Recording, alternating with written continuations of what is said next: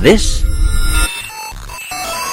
is the TED Radio Hour. Have you ever wondered where the TED Radio Hour is on podcast charts across the world on Apple and Google?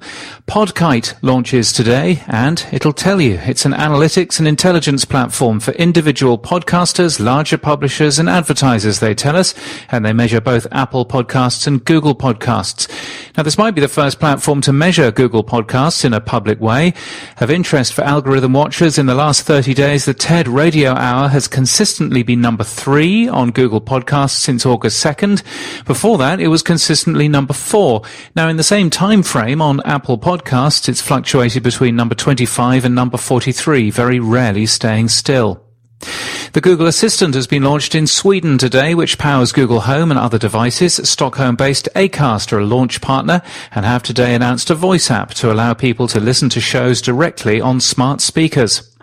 The Edinburgh TV Festival, the UK's flagship television event, has a session on podcasting, hosted by UK production company Something Else. The BBC Studios Voice, a viewer-listener panel for the BBC, says this in a recent communication: "We were surprised to learn 38% of our panellists have never listened to a podcast. Accessibility and awareness of interesting quality podcasts were cited as barriers to listening."